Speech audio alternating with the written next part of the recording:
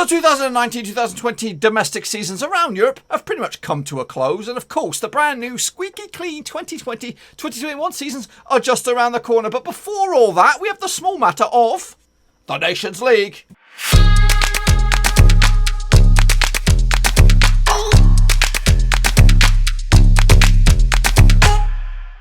That's right, folks, back once again with another prediction show. Today we take a look at the Nations League Matchday number 1, part 1, and we'll get to that in just 1 second. If you're new to the channel, smash your subscribe button to keep you bang up to date. All things Blackburn Rovers related, Nations League related, world football related, we're going to all hear under one Ruski. That's right. Over the next few days, we're going to be covering match days number 1 and 2 in the Nations League. They are broken down in 3 separate videos. We'll explain all that in a minute. But before all that, boys and girls, I need another drum roll. That is right. Over the past couple of days, we've had 2 brand new squeaky clean patrons, and they're both called Jack. That's right. We have a Jack Wiggins. Respect to Jack Wiggins for joining the flipping VIP exclusive gang. And of course, Jack Holmes. They're no relation, of course. Respect to Jack Holmes as well for joining the Patreon gang. Unbelievable. Hashtag scenes everywhere. Can't believe it. I cannot believe it. So big respect to those guys on this crazy old week it has been for the Patreon gang. They are now members of the family, VIP gangs. And of course, whenever I do get the mansion, you'll all be invited round and you'll have your own room and all that kind of stuff. You'll be VIP members of the gang, executive producers as well. So big respect to those guys. They have joined the gang. And of course, if anyone else is out there, they want to make this sweet 16 of patrons into something that rhymes with 17. So get in the old description, patreon.com/RoverSeas. You become brother from another mother, best friends for life. That's right. The 2 Jacks, they're in the crazy gang. I do appreciate the love. Thank you very much. I do honestly, really makes my pissing day. Love it. So we are now going to be jumping into talking about the Nations League. That's right. Before we jump into that, hang on. Let's talk about the Nations League a little bit. There is some sort of fandangled approach to the World Cup qualifying for this, but basically it's a tournament that's been around. I think this is the second time it's been hosted. Portugal, the current hosts, or current winners, should I say, and they're looking to make it 2 for 2 for them. It's when it's supposed to remove all the irrelevant friendlies around the football European football spectrum to give nations the chance to lock horns with each other in a competitive environment that does have some implications at the end of the campaign. Of course, there's a promotion and relegation element, of course, and there's also a World Cup qualifying element. To be honest with you, I don't know how it really works, but I'm just bringing up the website to show you right here. It does say basically World Cup qualifying remains the same as a separate beast, but the 3 best placed teams in the flipping Nations League at the end of this tournament will have like a second dibs or a second shot at it if they screw everything up. I don't know. It's up there. It's on the website. Pause the screen, have a read yourself if you want to have a little digest. But let's get into the meat of the matter and talk about the Nations League itself. So here we go, boys and girls. Yes, I'm all excited. It is the Nations League, and we're going to be kicking it all off on match day number 1. When does that start? I think the first round of matches are very soon. I think they start on Thursday, the 3rd of September. So let's have a quick remind ourselves of who's in action in this match day 1, part 1. These are the groups that will be taking place. It will be Group A, or League A, Group 4. That includes Germany, Spain, Switzerland, and Ukraine. A very difficult group, that bad boy. Also in action on match day 1, part 1 will be Group B, League B, Group 3.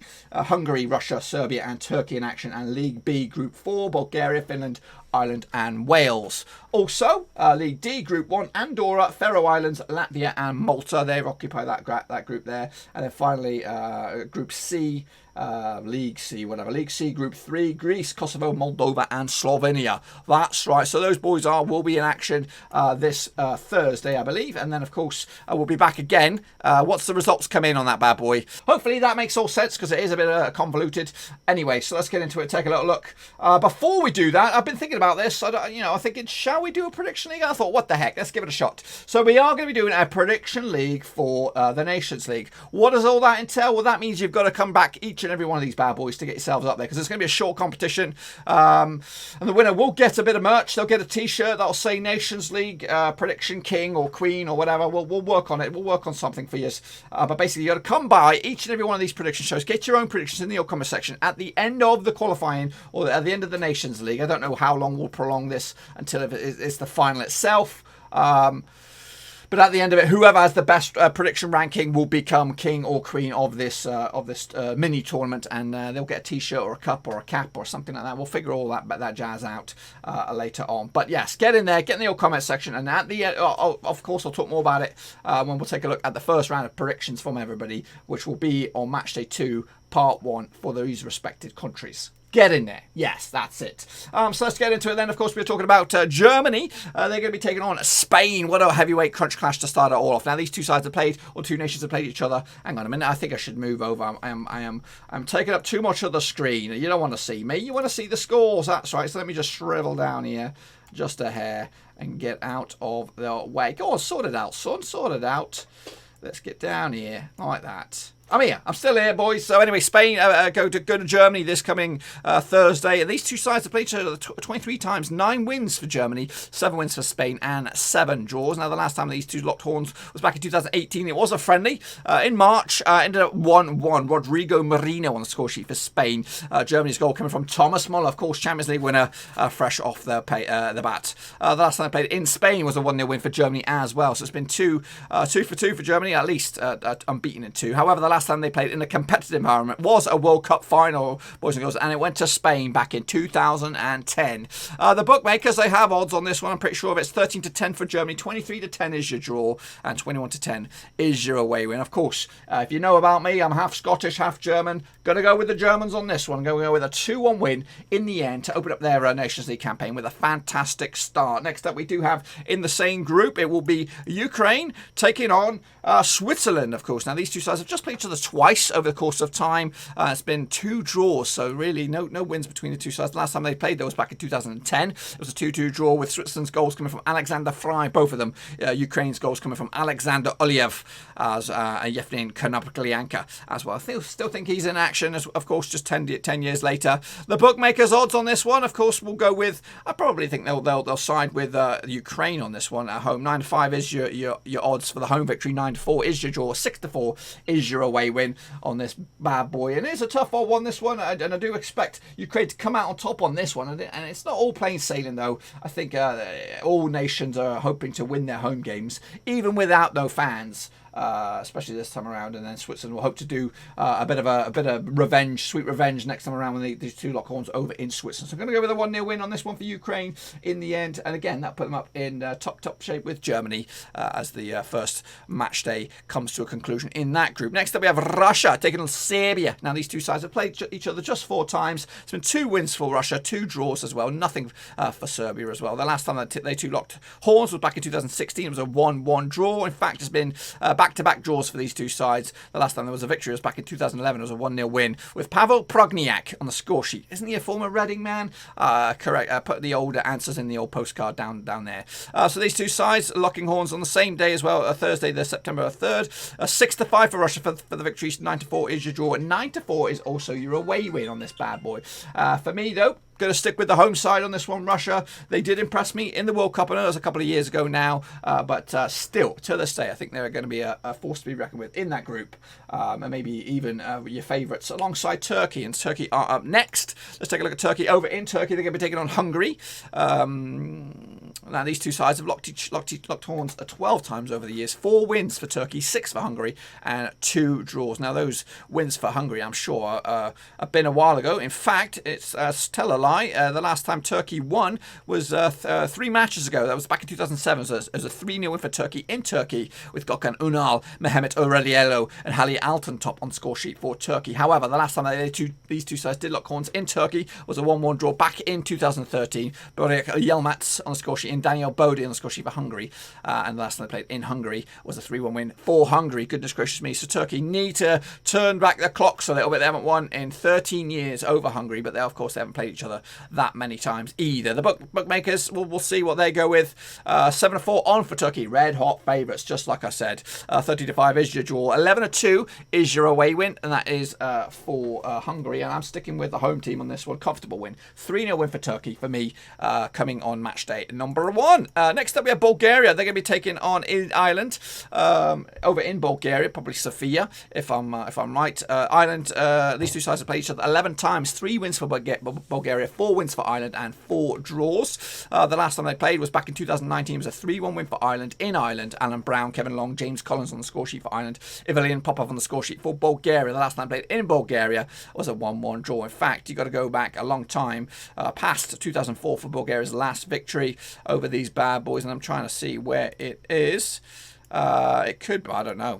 Don't know when the last time Bulgaria beat Ireland. I haven't got the stats in front of me. Anyway, the bookmakers on this bad boy, what do they go with? They go with, they'll probably side with, I don't know. They could go with Bulgaria on this one. 2-1 on for, 2-1 for Bulgaria. 23-10 is your draw. 11-8 for Ireland. It's tight. It's very tight on the old bookmaker's stance on this one. But I'm going to side with a draw on this one. I think Ireland are a tricky side. They're not going to rip teams apart. They'll get the edgy win here, there, and everywhere, and that will be an okay start for them in a very, very difficult group. Also in their group will be Finland. They're going to be taking on Wales. Of course, Finland already over the line for Euro 2020 or 2021, whatever you want to call it. They're going to take on Wales this coming Thursday. These two sides play each other 12 times. 4 wins for Finland, 4 wins for Wales, and 4 draws. Cannot separate these two nations. The last 6, though, has seen 3 wins for Finland, 1 win for Wales, and 2 draws, including a draw last time around in Wales. It was a 1-1 draw. Andy King and Riku Rikiski back in 2019. And the last time a team won, or a nation won, it was Finland. They're actually unbeaten against Wales, stretching all the way back to 2002. But that victory, 2-1 win over in probably Helsinki,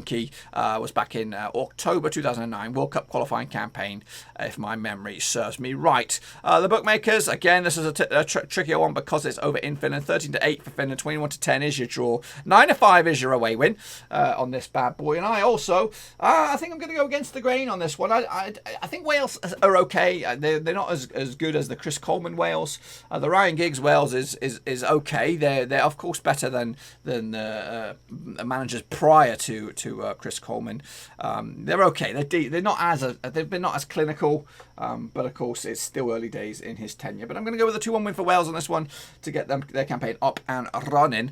Next up, we go into the lower echelons. We have Moldova. They're going to be taking on Kosovo. These two sides have never played each other, but to be honest with you, Kosovo are a rising, I wouldn't say power, but they are a rising nation that's going to cause problems, especially this lower down in the Nations League in Group C. I don't think they should be there. I think they should be there, the sort of Nations League Group B category. So, you know, and I think they'll be justified at the end of this. I think they will come out quite comfortably in this group. Or at least, I think they will win this group or get themselves promoted next time around. So, yeah, they've got no recent stats between two sides. Moldova, yeah, they're nothing special either. No disrespect to them, bad boys. The bookmakers' odds will go with 50-2 for Moldova, and you can tell it in the bookmakers' odds. 16-5 for the draw. 5-2 on red hot favourites Kosovo for the victory, and that is where I'm going to put my money. If I was betting, man, I would go with Kosovo, easy peasy on that one. Next up, we have Slovenia. They're going to be taking on Greece. That's right. Now this again, all taking place on the same day. These two sides of nations to play each other 5 times. 0 wins for Slovenia, 3 wins for Greece, and 2 draws. The last time they played, that was back in 2012. According to my knowledge, it was a 1-1 draw in Greece. It was a friendly, May 2012. Vasilis Tosaridis on the score sheet for Greece, and Jasmin Kurtic, everyone's favourite Slovenian, and Pagnotis Kone on the score sheet for getting himself sent off on that occasion. Bookmakers' odds on this one, tricky ones. There was a 6-5 for Slovenia, 9-4 for the draw. 9-4 is also your away win. Greece, for me, well, it appears that Greece are on a bit of a downward slope these days, and usually I would back them. I'd back them the past 10, well, say the past 5 years they've been on the wane, but prior to that they've been a decent little nation, of course, riding a crest of a wave from their Euro victory back in 2002. Yeah, they're going to struggle to keep up the pace, especially in this group with Kosovo. 1-1 draw in the end. Next up, we have Latvia, of course, the juggernauts. We're going to end it with the juggernauts here. Latvia taking on Andorra. Now, these two sides, nations have played each other 7 times. 5 wins for Latvia, 0 wins for Andorra, and 2 draws. The last time they played was back in 2018. It was a draw, and it was indoor, and it was in the Nations League. In fact, they played each other twice in the Nations League, and there was no goals. Exciting, a thriller heading down into Latvia. The only statistic on those 2 games was Valeris Sadabala getting himself sent off on the 38th minute. However, the last time there was a victory, or last time there was some goals, was in Latvia. It was a 4-0 win in the World Cup qualifying campaign. Latvia smashing them. Davis Ilkanikanis, Valius Sabalaya getting himself a couple of goals, and Igor Trasovanovs as well, all way back when. And that's probably where the money is on this one. If you're a betting man, 9-4 on Latvia, red hot favourites, 3-1 is your draw, 7-1 is your long shot, and that is Andorra. Going to go with a 2-1 win. It might not be pretty, it might not be over the line, but yeah, smash dot dash dot 2-1 win Latvia to take the points on this one. I'm going to end it up with everybody's. Everyone's going to stay in and watch this bad boy. It will be Faroe Islands. So they're going to be taking on Malta. Now, these two nations have played each other 8 times. 5 wins for the Faroes, 2 wins for Malta, and 1 draw. The last time that these two played again, looks like it was European qualifying campaign, and it was a win apiece. Win over in the Faroes for Faroes, 1-0 win. Rodri Boldvodson, he's my favourite Faroe Islander. And then in Malta, it was a 2-1 win for Malta with Kurian Nuwakokon and Stephen Borg with a big fat penalty. Andre Oguris got himself sent off with Joachim Ludvig Thompson getting the goal for Faroes as well. But yeah, with the last 6 encounters, 3 wins for the Faroes, 2 wins for Malta, and 1 draw. It's quite even Stevens between these two sides. The bookmakers, what do they go with on this one? I don't think they want a top chip with a barge pole. They do. 13-8, Faroes, red hot favourites. 11-4 is your draw. 9-2 is your away win. I'm going with a board draw on this one. 0-0 in the end. Malta will be happy with that. Faroes will be a little bit pissed. That, my friends, is what I think will happen in Matchday 1, Part 1. Of course, we're going to have Matchday 1, Part 2 tomorrow.